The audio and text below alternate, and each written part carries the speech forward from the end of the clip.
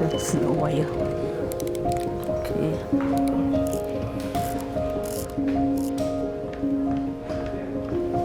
Everything set? 3, 2, 1, and action. Hi, my name is Kogi. I'm a stroke survivor since 1985. We're still young, no? I love to dress up and go for functions, and life was good. I'm active. I loved sports and everything. The moment I became pregnant, every day used to have headache from morning till night. When I go to work, also I have headache. When I go to work, I'll go straight to the GP and see him, and then he will give me some painkillers and then he ask me to go back and rest in the office. Then after I go back home also, I don't do anything because I can't hear any sound, I can't see the light, I can't get any smell. I'll get headache. When we are pregnant, they go for scanning or even when during the scanning, the doctor who took my scan, she was mentioning something about some problem. But when I asked her, she said, "No, I will inform your gynae." She didn't tell me anything, but I know there's some problem.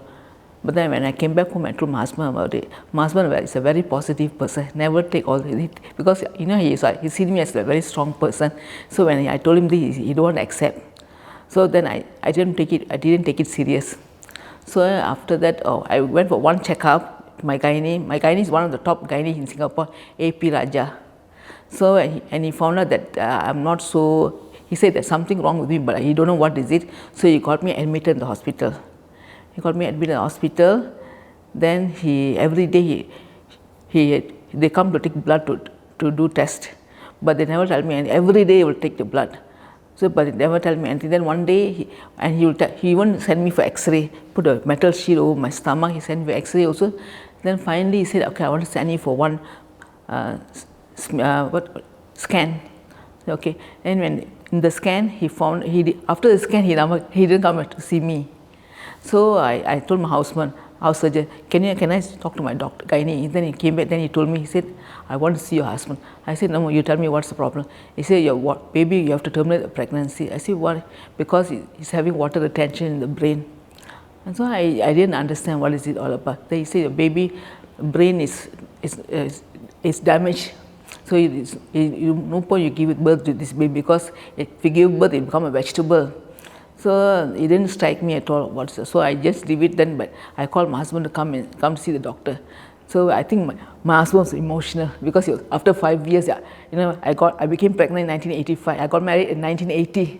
So he was expecting this baby. So he was a bit upset.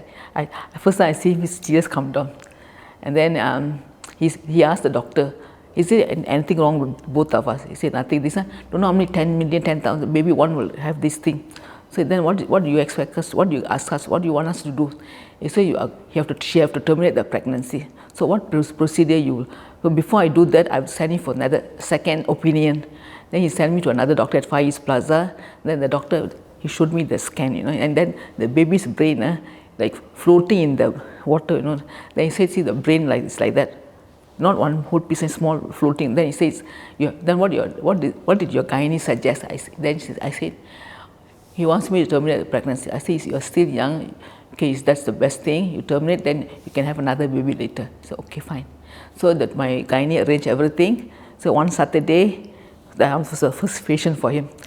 Then he gave me because 1 more month for delivery, I cannot give birth naturally. So he have to induce my pregnancy. He gave me a jab. The first jab didn't work. Then he gave me a second jab. I heard them talking. Then they say, I think they burst, and then I don't know what happened after that. But this is what I came to know. I said, when they put the second jab, my pressure shot up and my blood vessel ruptured. My husband came asking the doctor, "How's my wife?" He said, "Don't worry, she's resting. Don't disturb her." So for 3 days, the doctor saying she's resting. My husband's not happy, So he said, "I want to see my wife." So when he came to see me, he said that when I was talking to him, he noticed that I never moved my left side, only my right side is moving. So he asked the doctor, why she never moved her left side? "Oh, nothing. After some exercise, she will get better." My husband said, the way your gynae told me, you take 2 Panadol, you'll be all right. So easy, I took it that way only. But I didn't know that it was such a serious thing. So after that, then I had the cerebral hemorrhage. I was transferred to Tan Tock Seng, and they did the surgery, neurosurgery, and I was in coma for 10 days. That's a stroke.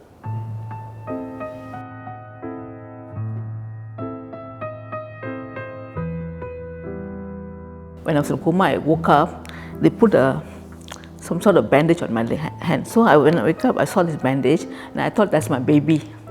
So after that, of course, people come and visited me and everything. I talked to people, but I don't remember. I don't remember anything at all.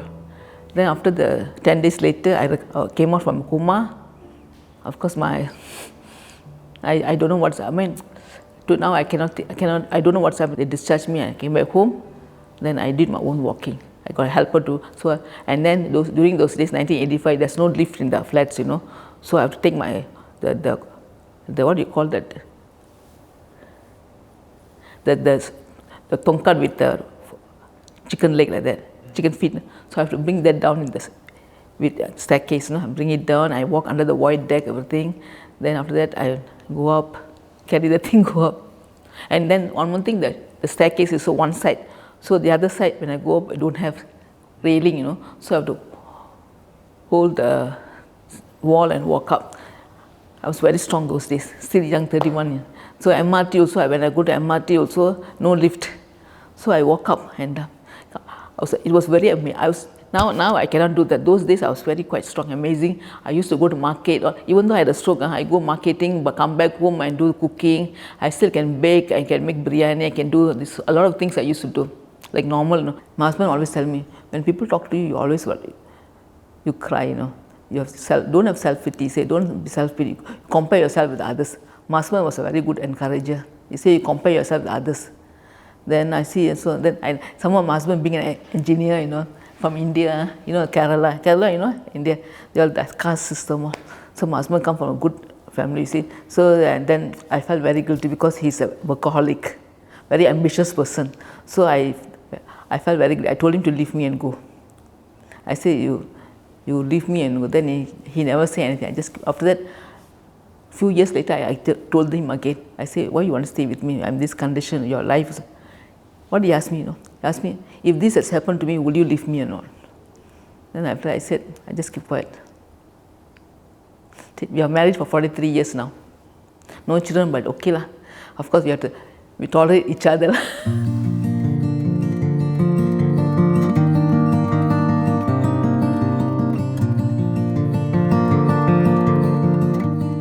Yes, I love working, meet people. I like to, because as a receptionist, I used to meet a lot of people.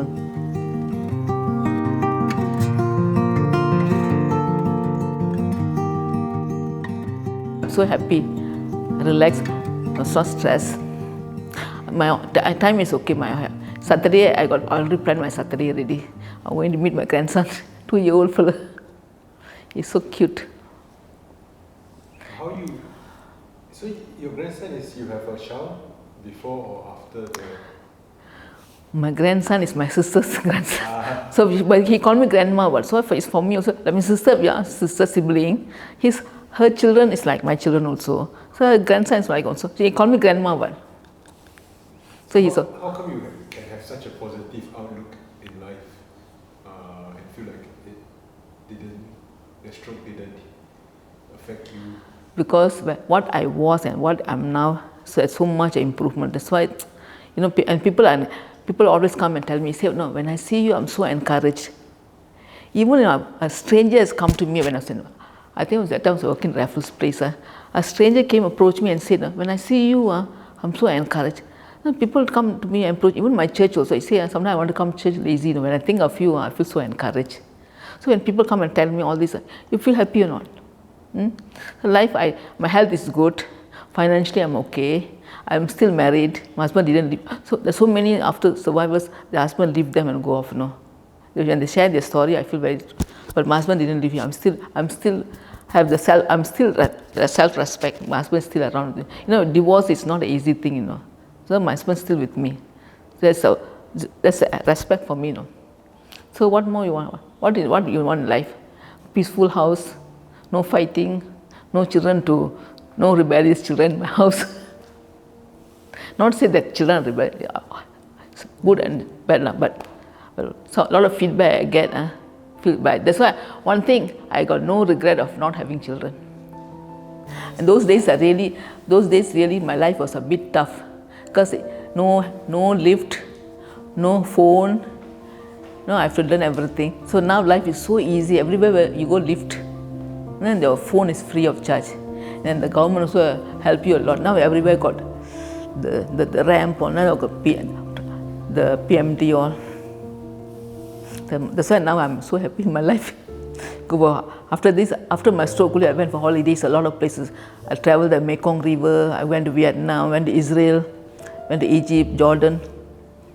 And I'm also thankful, SNSC got a lot of stroke survivors, very encouraging. So they always give us tips, and we all go outing, walking, makaning, everything. And sometimes, even though there was stroke, we are like normal person, Some of stroke people, you see them, they don't look like stroke people. I used to ask them, are you a stroke survivor? Here. I said, where's your stroke? Because they look normal. Like there's one guy I know, few of them I know, they are very normal, I'm so amazed at them. And also nowadays, I know the technology is, even though I had a stroke many years back, I realized there's a lot of improvement. Today also, one guy came, he's a Hong Kong guy, he did something for me to open my fingers.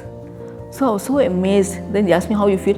I said, I'm just thrilled.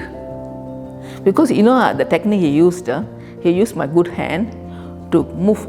He was programming something. He asked me to move, open up this like slowly like that. And so he said after that, he programmed the thing. He said, okay, you watch that. That means here now, my brain is dead. My brain cells are dead. So when I watch that, the thing's going somewhere. So I was watching this. When I watch that, this thing is moving. So the technique, I was so amazed. I think now I have so much of hope and so much of excitement.